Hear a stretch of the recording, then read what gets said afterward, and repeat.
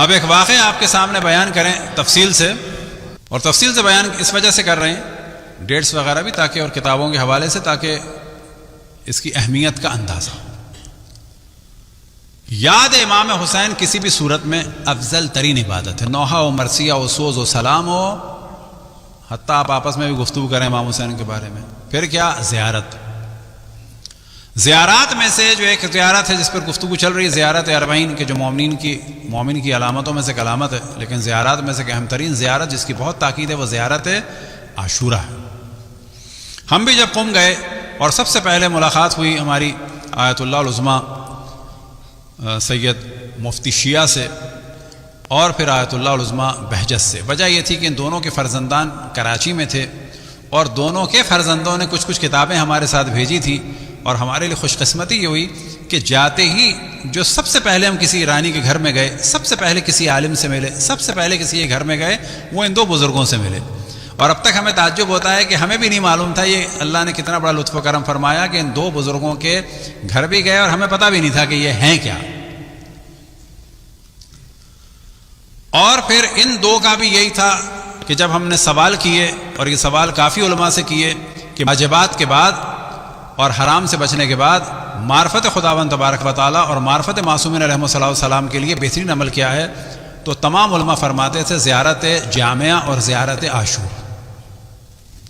یہی جواب تھا آیت اللہ العظمیٰ بہجت کا، یہی جواب تھا آیت اللہ العظمیٰ سید مفتی شیعہ کا، یہی جواب تھا آیت اللہ محسن ملائری کا، یہی جواب تھا آیت اللہ العظمیٰ مرعشی نجفی کا، اور یہی ہم نے سوال کیا تھا آیت اللہ عبد الحسین طیب سے، اور انہوں نے بھی یہی جواب دیا، لیکن ساتھ میں ایک تاکید کی تھی کہ جو ہمیشہ ہم ذکر کرتے ہیں کہ رات کو سونے سے پہلے بھی چہارد معصومین کی زیارت کرو۔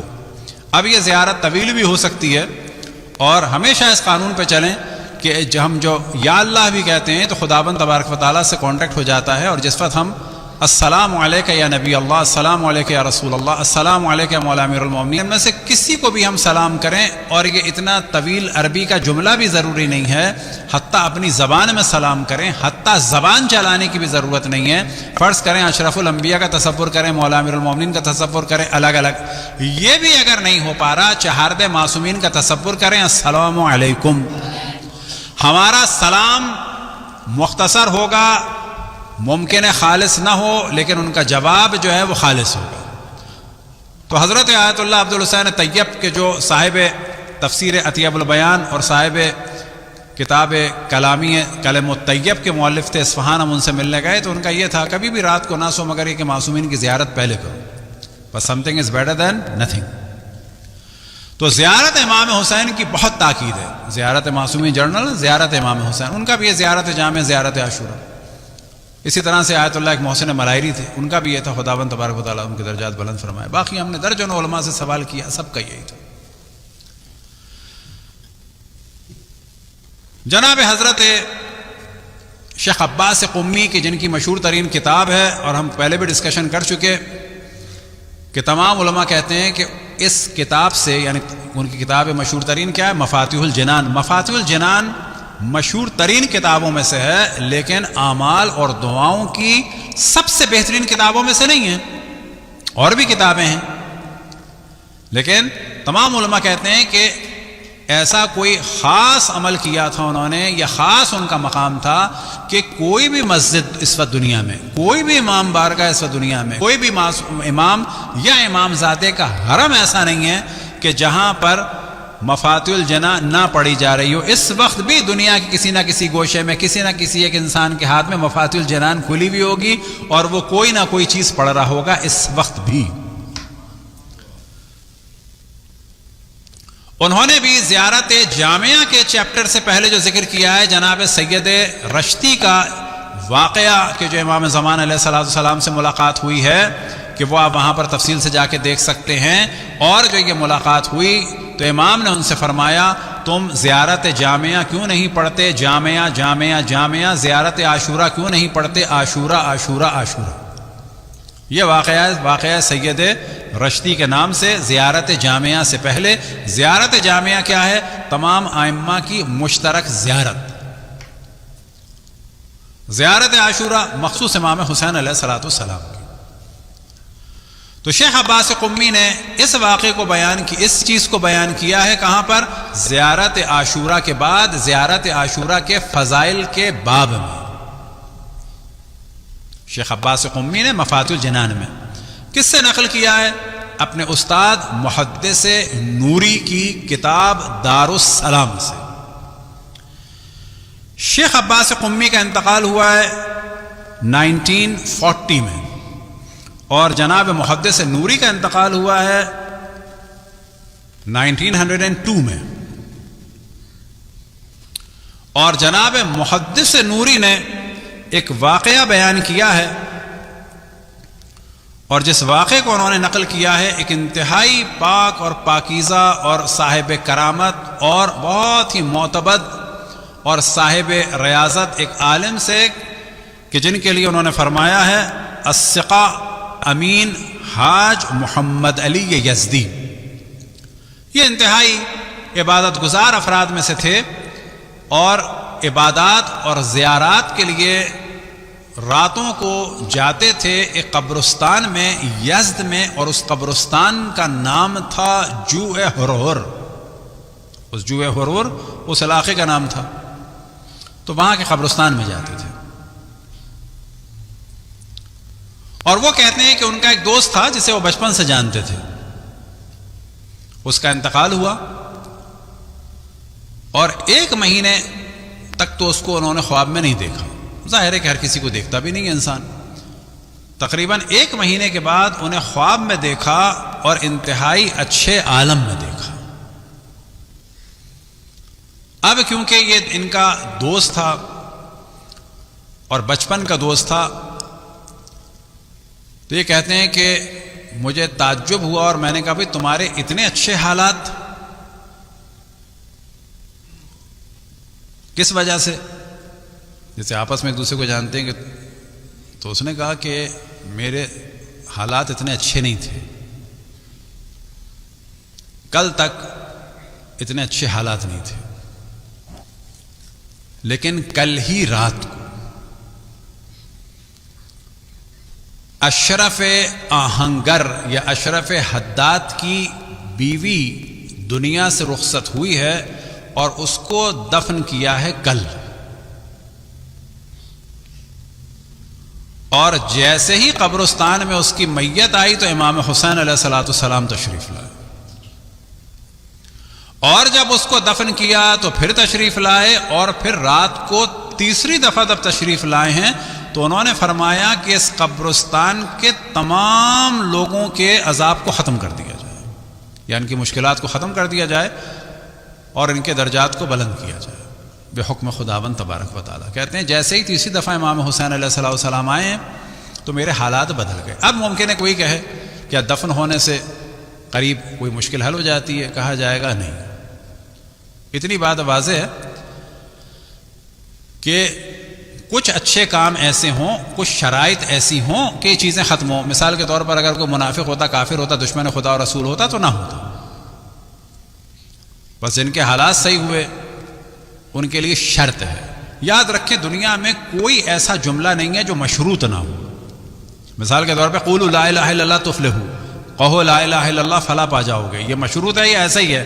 یعنی انبیاء کو قتل کر دو اور کہو لا الہ الا اللہ تو فلاح پا جاؤ گے؟ کہا جائے گا نا. دنیا کے ہر جملے کے ساتھ شرائط ہوتی ہیں. مثال کے طور پر آپ کسی کو جاب دیں تو آپ کہیں کل سے تم جاب پہ آنا، تمہاری اتنی تنخواہ ہوگی. یعنی جاب پہ آنا فقط، کام نہ کرنا. کہا جائے کچھ چیزیں انڈرسٹوڈ ہوتی ہیں نا، کام کرنا ہے، پورا کام کرنا ہے، احترام کرنا ہے، انوائرمنٹ کو خراب نہیں کرنا ہے، ڈسکرمنیشن نہیں کرنا ہے، کسی کی توہین نہیں کرنی ہے، مار پیٹ نہیں کرنی ہے. یہ ساری چیزیں اس میں شامل ہو جاتی ہیں. گالی گلوچ نہیں کرنا ہے. وہ کہا آپ نے تو مجھ سے یہ کہا تھا کل سے آنا اور اتنے پیسے ملیں گے، بس میں آ گیا. کہا جائے گا نہیں، یہ ساری چیزیں ثابت ہیں. تو دینی اعتبار سے بھی بعض چیزیں انڈرسٹوڈ ہوتی ہیں. بالکل ویسے ہی جیسے کہ شفاعت کا مسئلہ ہے. شفاعت کس کی ہوگی؟ جو بالآخر مسلمان گیا ہوگا. تھوڑے سے گناہ جو معاف ہو سکتے ہوں، شفاعت میں ہر گناہ کی معافی نہیں ہے. ہزاروں لوگوں کسی نے قتل کر دیا، شفاعت ہو جائے گی؟ کہا جائے گا نا. شفاعت کی بھی شرائط ہیں. وہ گناہ کہ جن کا تعلق اللہ سبحانہ و تعالیٰ سے وہ معاف ہو جائیں گے، وہ گناہ جن کا تعلق مخلوق سے وہ معاف نہیں ہوتے. کوتاہی ہو گئی، نماز قضا ہو گئی، وہ گناہ کر دیا، اللہ سے ریلیٹڈ تھا، معاف ہو جائے گا، ظالم کی نہیں ہوتی. تو یہ ہم نے چیزیں بیان کی. کوئی ممکن ہے کہ اعتراض کرے کہ جی کیا امام حسین نے سب کو، تو وہ دنیا کیوں بنی ہے؟ کہا جائے گا یہ وہی چیز ہے کہ جو شفاعت ہے، اور شفاعت کی بھی شرائط ہے. اب یہ فرماتے ہیں کہ میری آنکھ کھل گئی اس کے بعد، لیکن مجھے نہیں معلوم تھا کہ یہ کون خاتون ہے. اور میں گیا پھر، کیونکہ کہا تھا کہ استاد اشرف آہنگر یا استاد اشرف حداد، حداد یعنی لوہار. کہتے ہیں مجھے یہ نام یاد رہا، اور میں گیا لوہار کی مارکیٹ میں، اور وہاں جا کے میں نے سوال کیا کیا یہاں لوہاروں میں سے کوئی لوہار ہے جن کا نام ہے استاد اشرف حداد، یعنی لوہار استاد اشرف نام کا کوئی آدمی ہے؟ تو لوگوں نے بتایا کہ ہاں. کہا پوچھا کہ اس کا کسی کا انتقال ہوا ہے؟ کہا بیوی کا انتقال ہوا تھا، کل ہی دفن کیا ہے. اب یہ گئے وہاں پر اور جا کے کہا کہ آپ اشرف حداد ہیں، آپ کی زوجہ کا انتقال ہوا ہے. کہا یہ بتائیے کہ یہ کیا کام کرتی تھیں؟ کیا یہ ظاہرہ تھی امام حسین علیہ السلام کی؟ کیا یہ مصائب پڑھتی تھیں امام حسین علیہ السلام کے؟ یا ذکر کرتی تھیں امام حسین علیہ السلام کو؟ انہوں نے کہا نا ان میں سے نہ یہ کبھی زیارت پہ گئی، نہ یہ مصائب پڑھتی تھی امام حسین کی، لیکن ہاں یہ باقاعدگی سے زیارت عاشورہ پڑھتی تھی. یہ قبر ان خاتون کی آج بھی ہے. ان خاتون کا نام تھا فاطمہ، اور زوجہ کس کی؟ اشرف حداد کی. تو فاطمہ اشرف نام سے ابھی تک یہ قبر ہے. وہاں پر مومنین جاتے ہیں اور دعائیں بھی مانگتے ہیں. اس کو، ان خاتون کو امام حسین کی بارگاہ میں، اللہ کی بارگاہ میں شفیع بھی قرار دیتے ہیں. اب کوئی کیا کہے شرک ہے؟ کہا جائے گا نا. یعنی کہا جا رہا ہے کہ یا اللہ ہم گناہ گار ہیں، تجھے واسطہ ہے اس نیک ہستی کا، کوئی اس میں برائی نہیں. یا اہل بیت علیہ السلام کو واسطہ دیا جائے کہ ہمارے گناہ اتنے زیادہ ہیں، ہم آپ کو اپنا کیا واسطہ دیں، ہم آپ کو واسطہ دے رہے ہیں مثلا آپ کی جدہ کا، آپ کے جد کا، جناب سکینہ کا، جناب علی اصغر کا. کبھی کبھی انسان کہہ سکتا ہے کہ دیکھیں یہ ایک آپ کی ماننے والی تھی، اس پر آپ نے رحم کیا، اس پہ آپ نے کرم کیا، ہم پہ بھی نظر کرم کر دیں.